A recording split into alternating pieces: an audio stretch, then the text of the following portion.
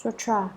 He further makes great vows, vowing that the Bodhisattva practices vast, great, limitless, unbreakable, and unmixed, including all paramitas, purifying and regulating all grounds, characterized by generality, characterized by particularity, characterized by identity, characterized by difference, characterized by production, and characterized by extinction. All the Bodhisattva practices is spoken as they truly are, to teach and transform all, causing them to accept and practice, and their thoughts to increase and grow, vast and great as the Dharma realm, ultimate as empty space, exhausting the boundaries of the future, throughout all numbers of compass without cease.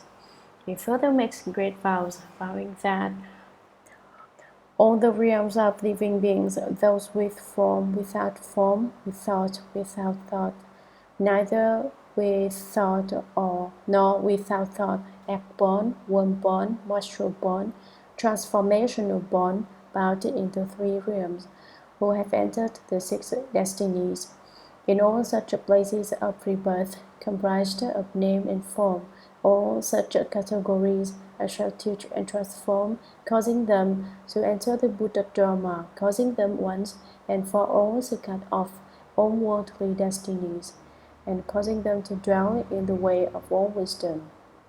Vast and great as the Dharma realm, ultimate as empty space, exhausting the boundaries of the future throughout all numbers of compass without cease.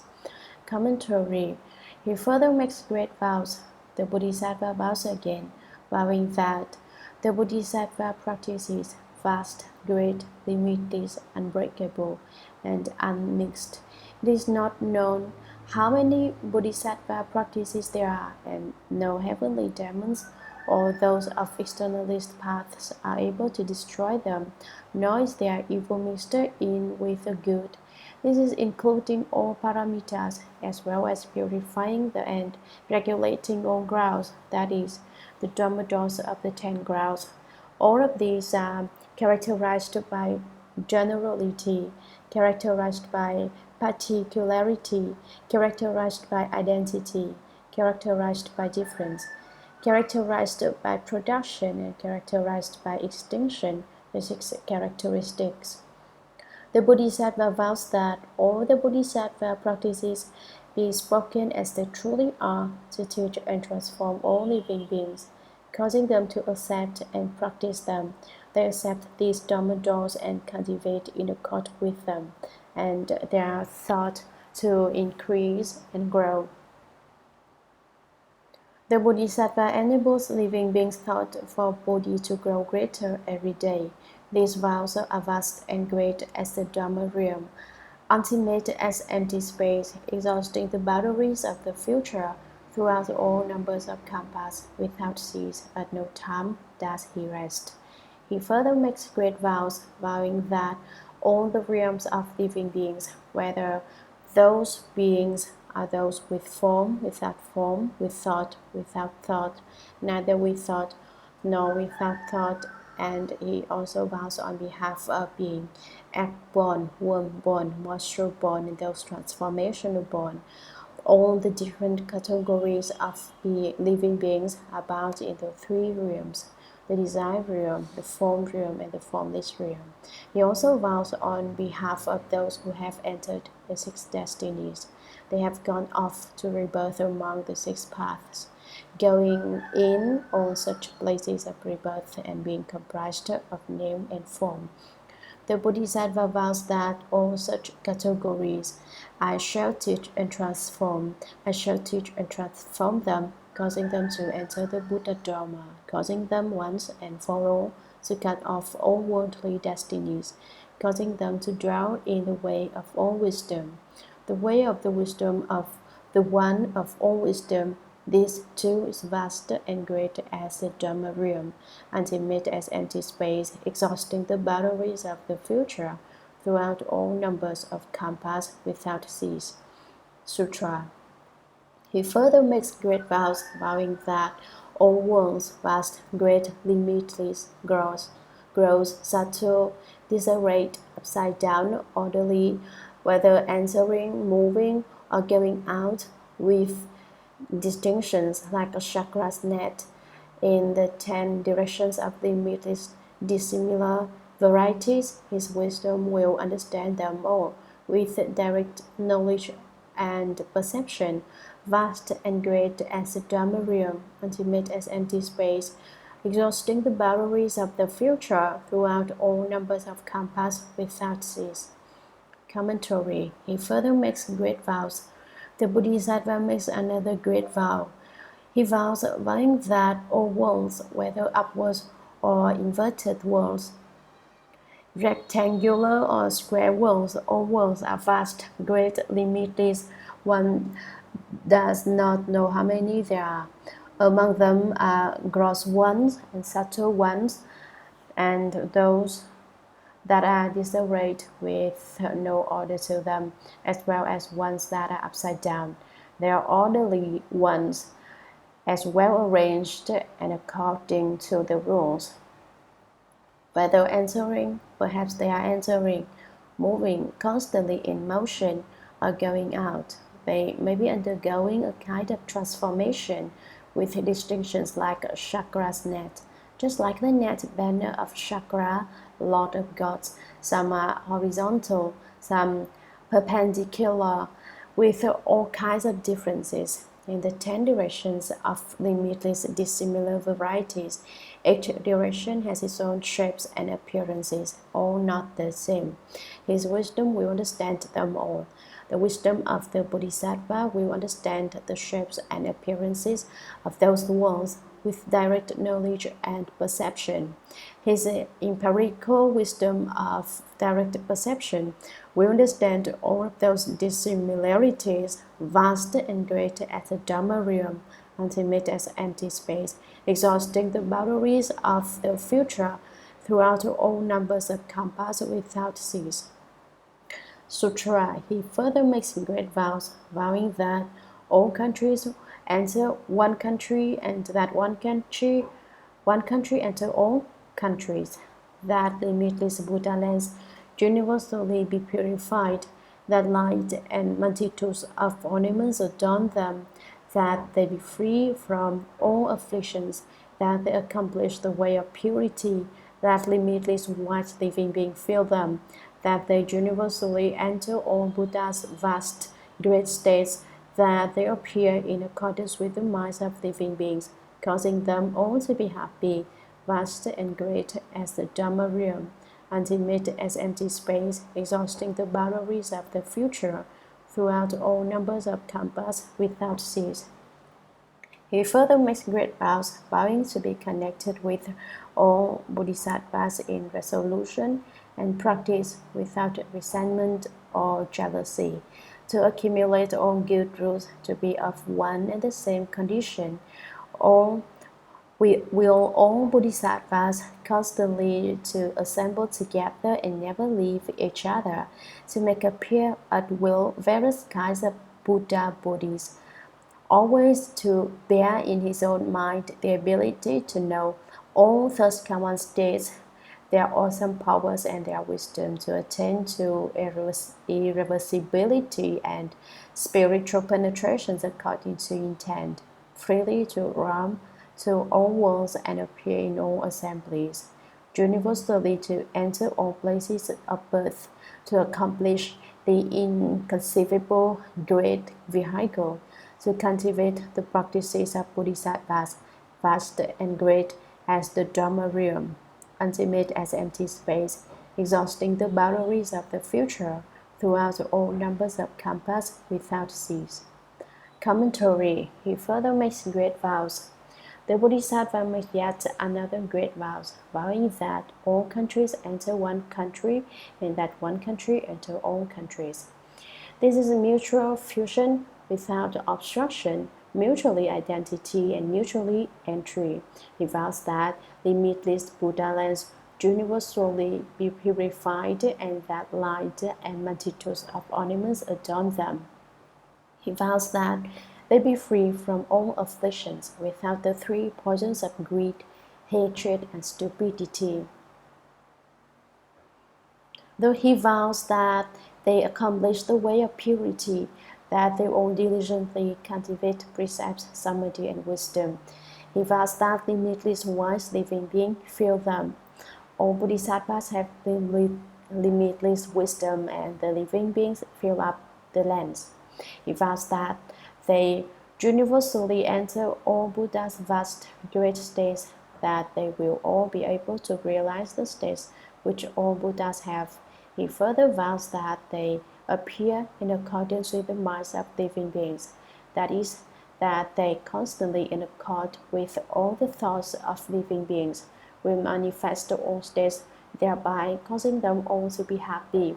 His vows to cause all living beings to become happy is vast and great as a Dharma realm, ultimate as empty space, exhausting the boundary of the future throughout all numbers of kampas without cease. He further makes great vows. The Bodhisattva makes another great vow, vowing to be connected with all Bodhisattvas in resolution and practice, that is, that he will always cultivate together with all Bodhisattvas without resentment or jealousy. While cultivating, they will have mutual regard and support for one another, not mutual dislike or resentment. Nor will they have any thoughts of jealousy. He vows to accumulate all good rules and to be of one and the same condition with all Bodhisattvas, that is, to be the same and identical with all Bodhisattvas. He vows that all Bodhisattvas will constantly to assemble together and never leave each other. They will never be separated from each other. He vows to make appear at will, according to his mind's wishes, various kinds of Buddha bodies, always to bear in his own mind the ability to know all those common states. In his own mind, he himself knows all the states of all Buddhas, the thirst commons, their awesome powers, and their wisdom. He vows to attain to irreversibility in spiritual penetrations and in wisdom, and to attain spiritual penetrations according to intent. He vows to have spiritual penetrations of inexhaustibly multiple transformations in accordance with his mind's intent. He vows freely to roam to all worlds and appear in all assemblies, to go to all the multitudes of Dharma assemblies. He vows universally to enter all places of birth, to go to all places where there are beings, and to accomplish the inconceivable great vehicle. He intends to accomplish all the inconceivable great vehicle Dharma doors. He vows to cultivate the practices of Bodhisattvas, the 10,000 practices, vast and great as the Dharma realm, ultimate as empty space, exhausting the boundaries of the future throughout all numbers of kampas without cease. Sutra. He further makes great vows, vowing to mount the irreversible will, to cultivate the Bodhisattva practices, that the karmas of body, speech, and mind not be in vain, that anyone who briefly sees him will then certainly become fixed in the Buddha Dharma, that anyone who briefly hears the sound of his voice will then obtain jewel-like wisdom, that anyone who has just brought forth pure faith will then forever cut off afflictions, to obtain a body like the great medicine king tree, to obtain a body like as you will jewel, to cultivate all Bodhisattva's practices, vast and great as the Dharma realm, ultimate as empty space, exhausting the boundaries of the future throughout all numbers of kampas without cease. He further makes great vows, vowing within all worlds to achieve Anuttara Samyak Sambuddhi, without leaving the place of the tip of a single hair, in every place of a hair tip, to make appear being born, leaving home, going to the way place, accomplishing proper enlightenment, turning the Dharma wheel, and enter Nirvana.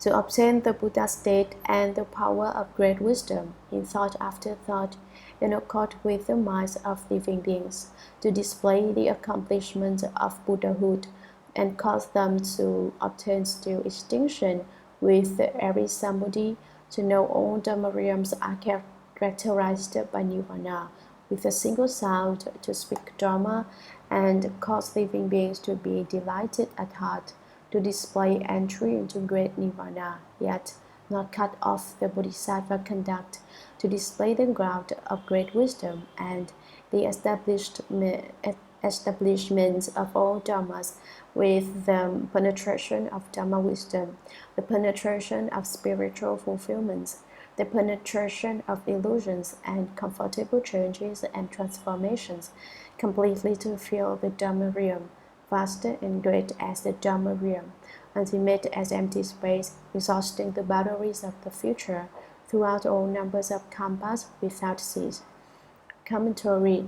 He, the Bodhisattva, further makes great vows, vowing to mount the irreversible will and to cultivate the Bodhisattva practices, the Dharma doors that Bodhisattvas practice. He vows that the karmas of body, speech, and mind all be pure and that they not be in vain. None of them can create bad karma. They have not the slightest bit of offense. He vows that anyone who pleases him will then certainly become fixed in the Buddha Dharma. If someone sees this Bodhisattva for a short interval of time, he or she will certainly plant good roots and understand the Buddha Dharma. He vows that anyone who briefly hears the sound of his voice will then obtain jewel-like wisdom. He or she attains to wisdom that is like a jewel. Again, he vows that anyone who has just brought forth pure faith will then forever cut off afflictions.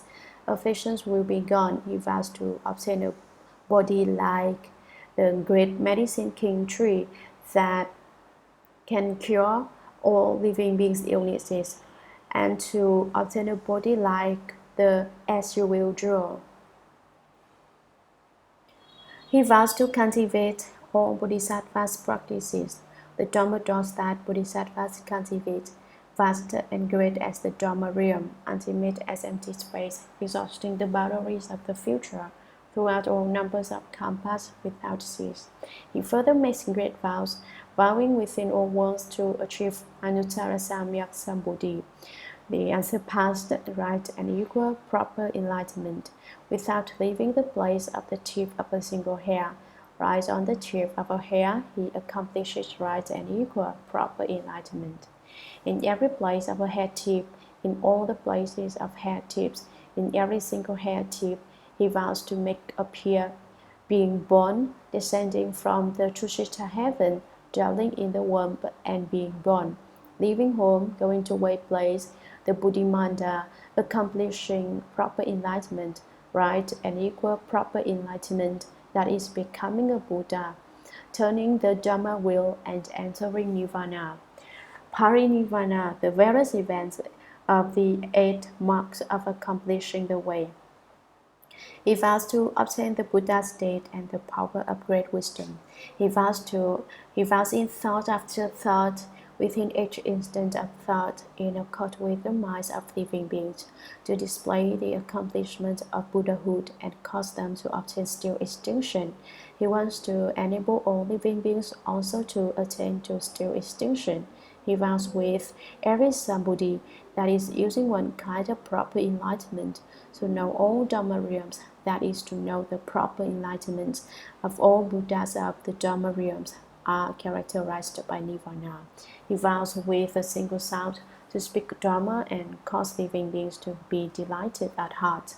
He vows to display entry into great Nirvana, yet not cut off the Bodhisattva conduct.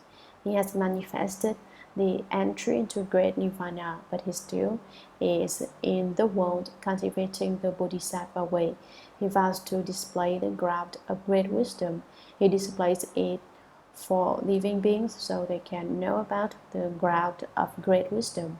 And he vows to display establishments of all dharmas of the Buddhas. He vows he will display them with the penetration of Dharma wisdom, the penetration of spiritual fulfillment, the penetration of illusions, that is, of changes and transformations, and comfortable changes and transformations, completely to fill the Dharma realm, vaster and greater as the Dharma realm, ultimate as empty space, exhausting the batteries of the future throughout all numbers of kampas without cease.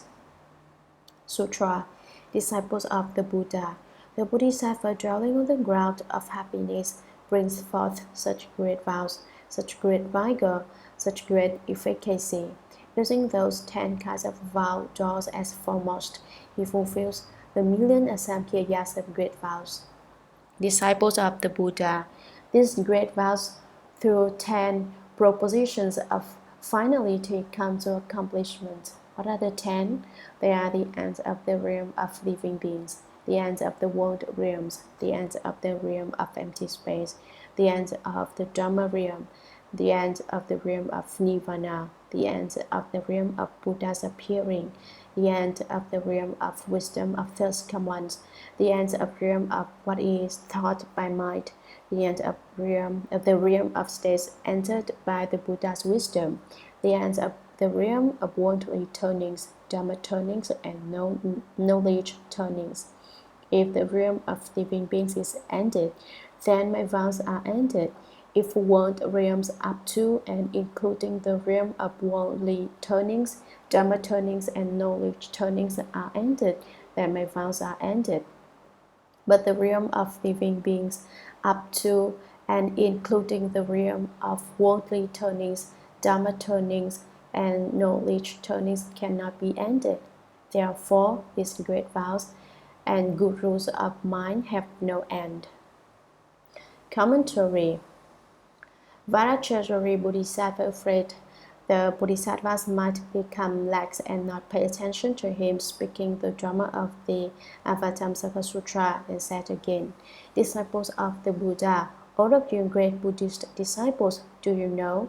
The Bodhisattva dwelling on the ground of happiness, certified to this ground of happiness, from having cultivated all kinds of good rules and accomplished the position of the paramitas for crossing to the other shore, he at all times produces great happiness and brings forth such great vows. He makes the various kinds of great vows that were previously described. He brings forth such great vigor, courageous vigor.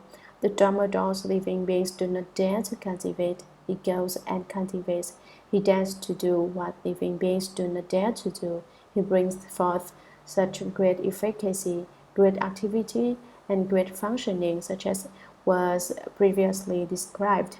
Using those 10 kinds of vow doors as foremost, he fulfills a million asamkhya's of great vows.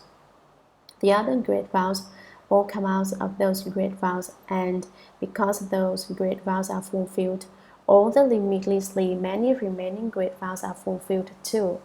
Disciples of the Buddha, Varachari Bodhisattva said again, these great vows through 10 propositions of finality come to accomplishment.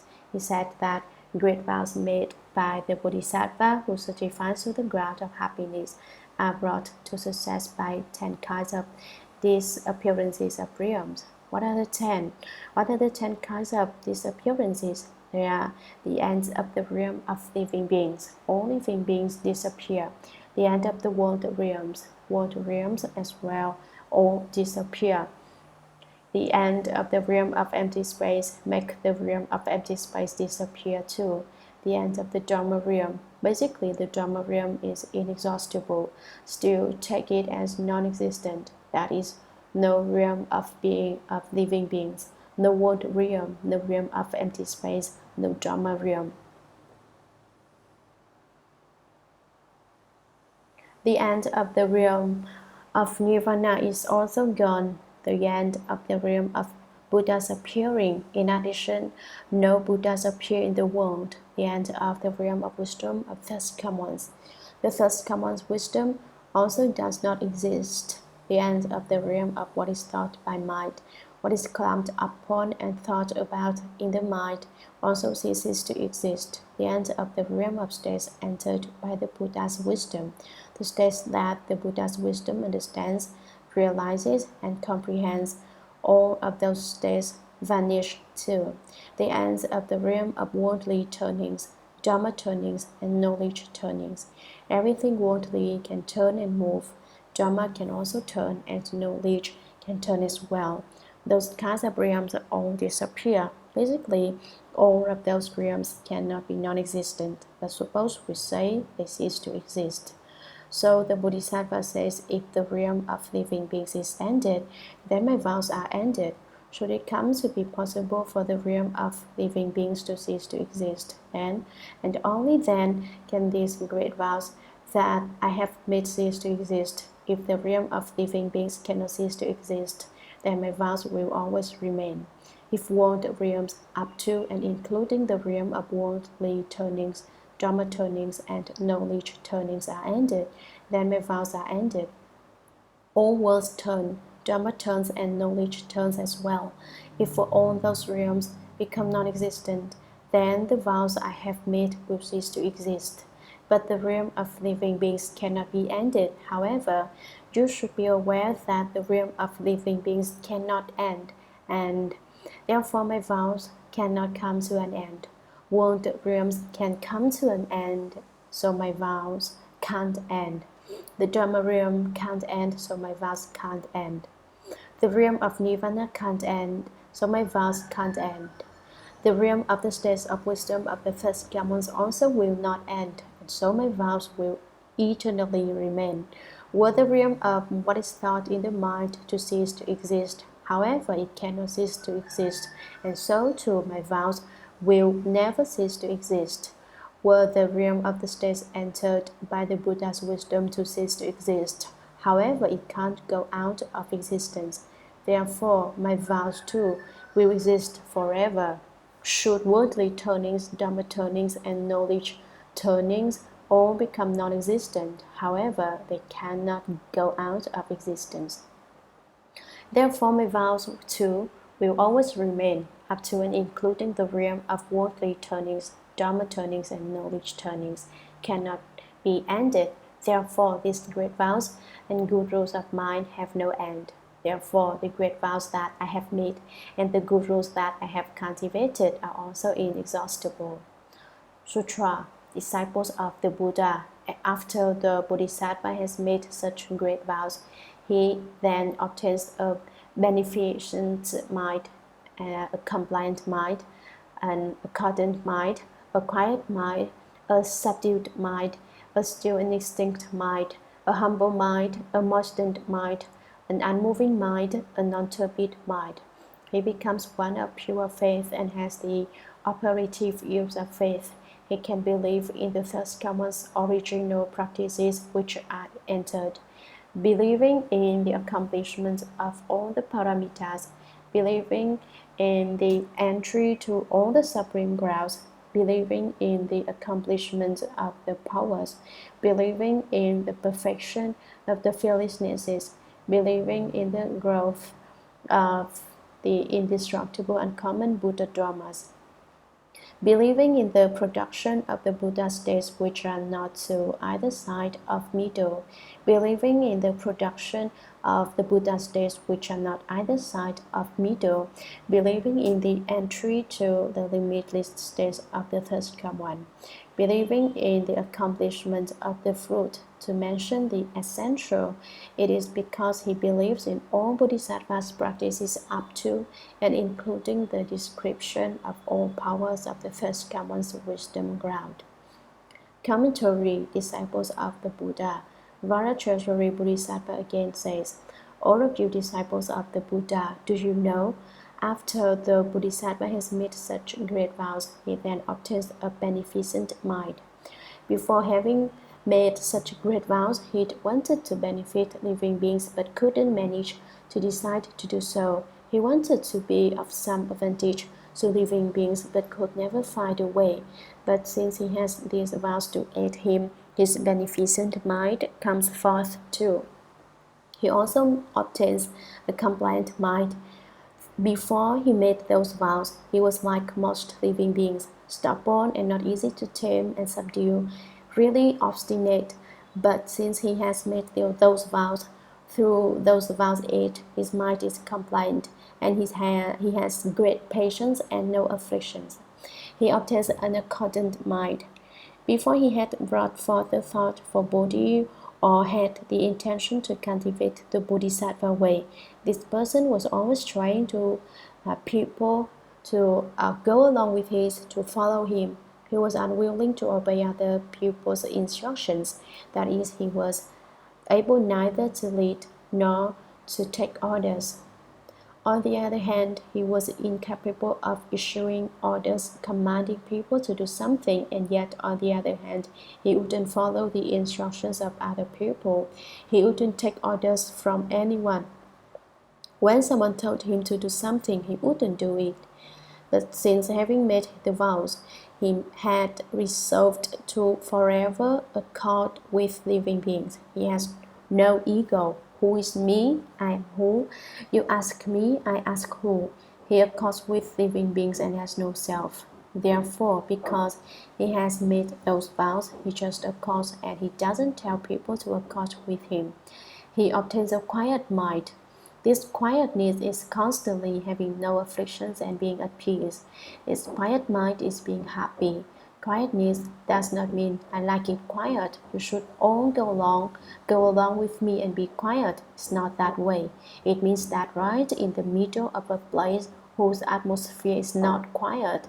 If you be quiet, as the saying goes, the middle of a noisy marketplace is good for cultivation. If you can be quiet in a noisy marketplace, then that's really kung fu. If you go off someplace where there isn't a sound, saying that you want peace and quiet. Once you run off to some solitary mountain forest, what ends up happening? You quarrel with yourself. You exhale one breath of air and say, hey, you're not being quiet. You inhale the next breath of air and say, hey, you're not being quiet. And you get afflicted. This quietness means that if you are someone who can apply their skill, then any place will be quiet. If you are someone who is unable to apply his or her skill, then even if you try to find a quiet place, you won't be able to. Why not? It's because you haven't made vows. If you had made vows, then what was not quiet would be quiet. That's the quiet mind. He obtains a subdued mind. In the Saha world, all the living beings are stubborn, difficult to tame, and difficult to subdue. Not to speak of taming and subduing other people, they can't even tame and subdue themselves. You sit there and without rhyme or reason, become afflicted, get angry. The eyes and yet don't hit it off. The eyes say the nose is too high and the nose says the eyes are too low. The eyes tell the mouth you can only eat, you can't see. And the tongue tells it you can only eat, but you can't taste. The ears say your eyes can see, but you can't hear, I can hear. The nose tells the ears, you can only hear, but you can't smell the way I can. It is trouble or not. The eyes and the nose don't get along, and the nose tells the mouth, you can only eat candy, but you can't smell its odor. You can't get tamed and subdued. You can't tame and subdue your mind. He obtains a still and extinct mind. This mind is still and extinct. All dharmas in their origin of themselves are characterized by still extinction. If you can calm your mind down to still extinction, then that is good. He obtains a humble mind. Before he made vows, he was very haughty and arrogant. After making the vows, he obtains a humble mind. He obtains a moistened mind. In his mind, it is never dry or parched. It is always as if moistened by water. He obtains an unmoving mind. His mind also does not move. Then thought moves. The thousand matters exist. When thought stops, the myriad matters vanish. If you do not move your mind, then your basic wisdom manifests. He obtains a non-turbid mind. In his mind, there is no defined thoughts. He becomes one of pure faith. Once he has obtained those various kinds of minds, then he becomes one who can purely believe and has the operative use of faith. He can believe in the Third Command's original practices. He can believe in the doors of practice which the Buddhas originally cultivated, which are entered. What is entered? Believing in the accomplishments of all the paramitas, he believes and so can accomplish 10 kinds of paramitas. Believing in the entry to all the supreme grounds, being able to believe, he is then able to enter the 10 grounds, these most supreme ground positions. Believing in the accomplishment of the powers, believing he can accomplish the powers of spiritual penetrations, believing in the perfection of the fearlessnesses. With this attitude of faith, he then can perfect the fearlessnesses. As it is said, faith is the source of the way, the mother of merit and virtue, that nurtures all good dharmas. Believing in the growth of the indestructible and common Buddha dharmas, believing he can make grow the indestructible dharmas special to a Buddha, believing in the production of the Buddha states which are not to either side of middle, believing in the production of the Buddha states which are not either side of middle, believing he can produce the states of a Buddha which are such that they have nothing to the side of middle. The Buddha states are all of the middle way, with no extremes. They do not fall to either side. What is the middle? The middle way is not falling into emptiness, not falling into existence.